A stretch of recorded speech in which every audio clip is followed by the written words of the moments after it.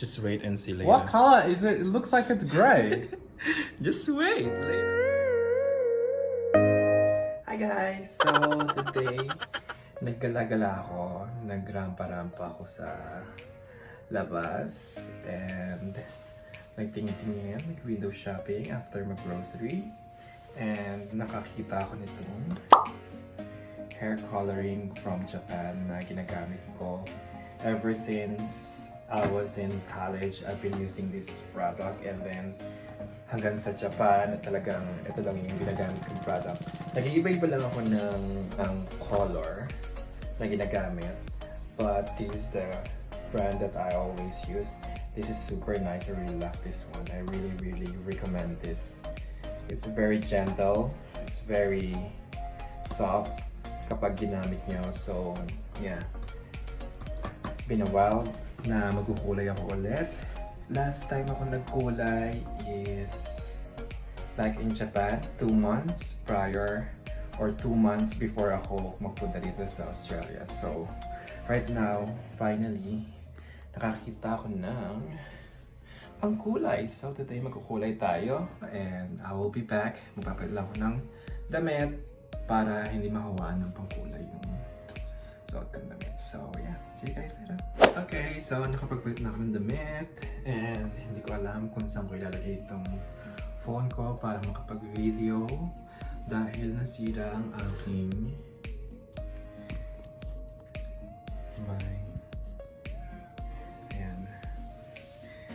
dahil nasira ang aking tripod, so I don't know where to put.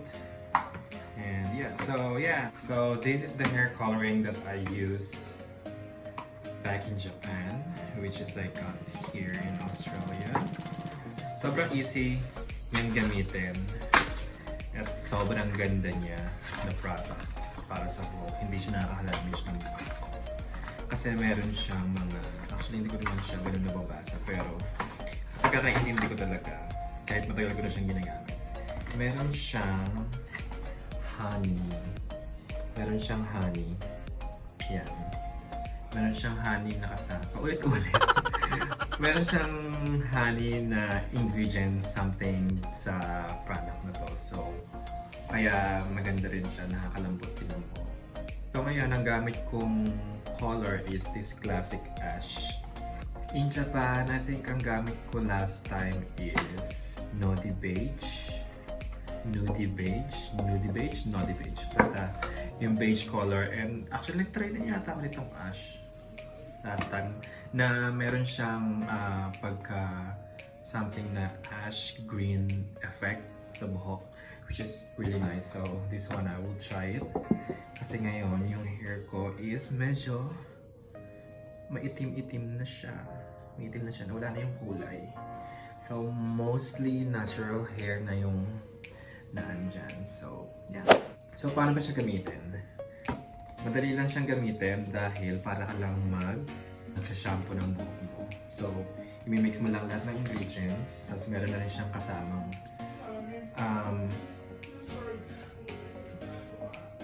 may kausap siya sa phone. So, may kasama na rin siyang gloves. May kasama siyang gloves. Tapos yung color, after color treatment, meron na siyang kasama, which is really nice. Kaya sobrang gusto ko yung brand na to. Tsaka halos lahat naman ng mga pangkulay sa Japan is maganda at complete package naman sila. So yeah. So ito yung laman nung pangkulay. So this is what inside the coloring how do you call this? Container or whatever. So this, I don't know how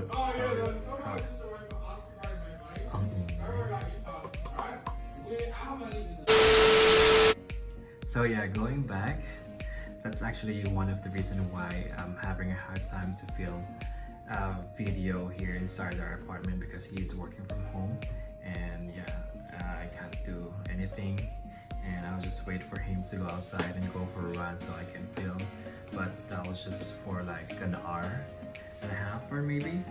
So yeah, nga ba yung sinasabi ko? So, this is the hair coloring. So, let's see what's inside. So, it has this hair color chemical thing that you have to mix in. Gloves inside. This is the after color. And yeah, some instructions.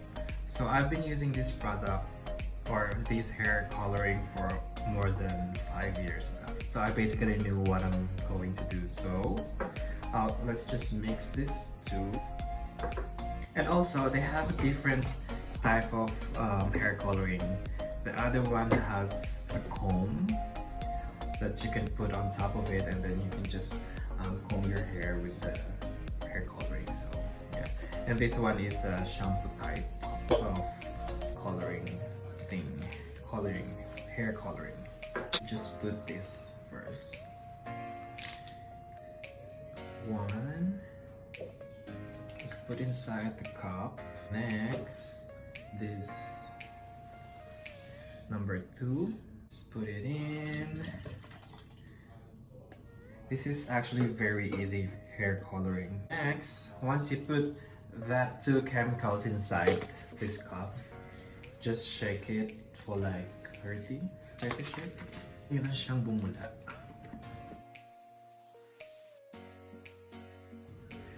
So, eto na siya after ilang shake. So, bumubula na siya. So, now it's time for me, put the gloves. Inuulit ko. Sobrang easy lang yan talaga niyan gawin.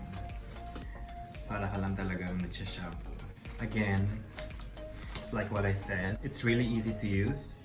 It's just, you know, you'll just put this in your hair. Just like you're shampooing your hair. Shampooing? So yeah, just like this.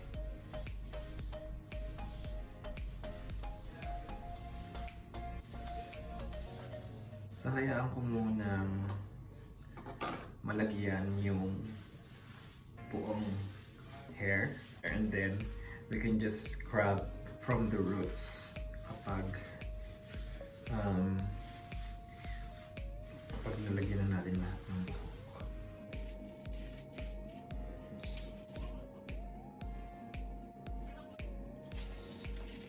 So yeah, see, it's really simple. It's really easy to use.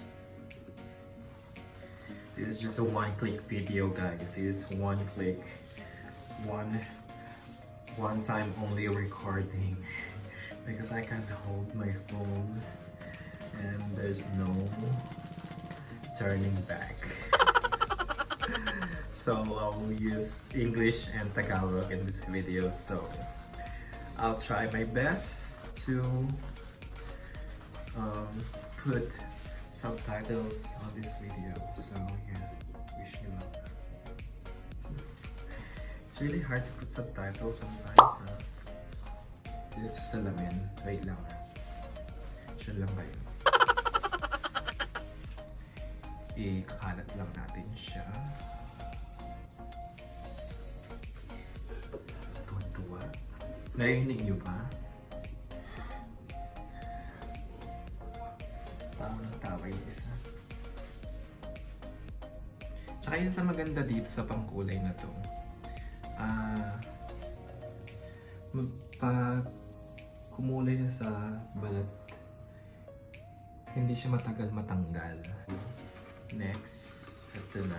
Nalagyan natin ng clean up.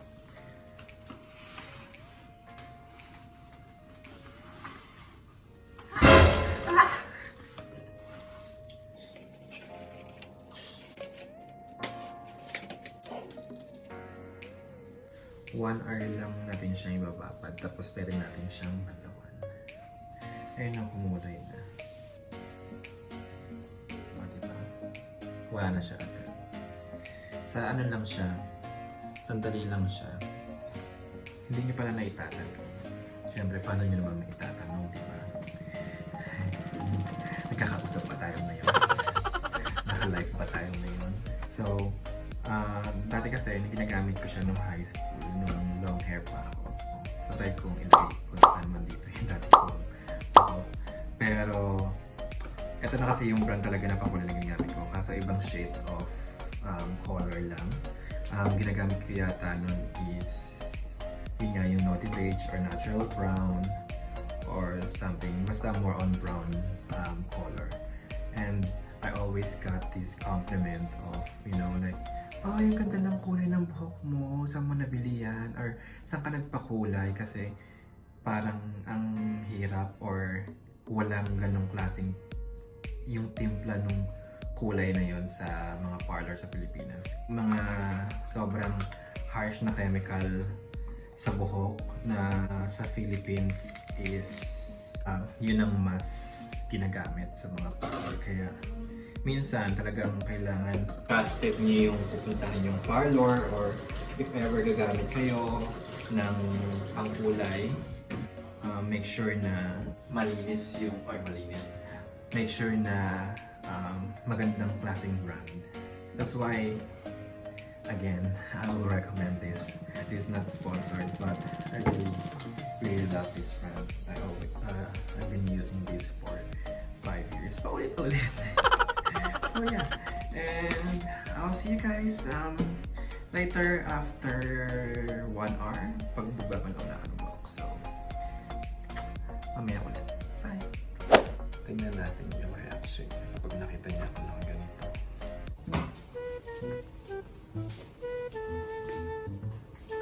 Yes, Pop. You're changing your hair? Yes. Are you videoing me changing it? Don't change your hair. Why are you changing your hair? You're gonna make it blonde, Gray. grey. Yes. This is Why? gray. Because you have so many white hairs, so you're trying to cover them up by going grey. Yes. The hair is black. Just be comfortable with black hair. No, it's just a normal color. Just wait and see later. What color is it? It looks like it's grey. Just wait later. This is all very unnerving. This is not a bright color. Well, I Just don't know. relax. You say so. Just relax. How am I meant to know? Okay guys, so after 1 hour, I'm going to remove this cling wrap. And now I'm going to take a shower and see you guys again after I take a shower.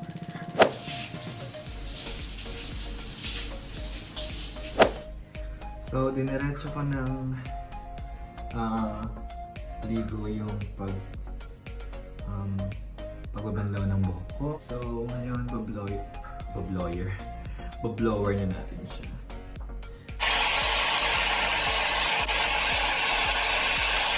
So, yan. Tapos ko na siyang i-blower. If you can see, and kung papansin ninyo, diba, malambot pa rin yung hair ko. Hindi katulad ng ibang pangkulay na parang pinapatigas or antigas-tigas sa buhok. But this one, pagkabanlaw tapos blower, actually hindi ko sinampuhan. And that's the other thing na ginagawa ko. So after ko magkulay, siguro mga 2 or 3 days, kapag nag-shower ako, hindi muna ako gumagamit ng anything sa hair ko. So I'll just keep na magstay or mas kumapit pa yung kulay. Kasi kapag nag-shampoo ka, especially kung yung shampoo mo is hindi okay or hindi para talaga sa mga may kulay na buhok, medyo nag-fade siya agad.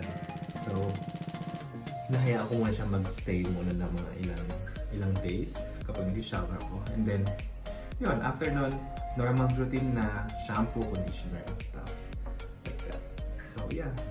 And we can put now the after color. This is the after color cream.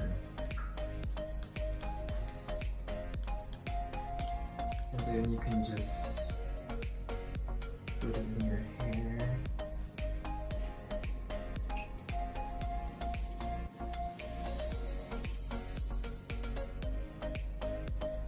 See, you can see the color.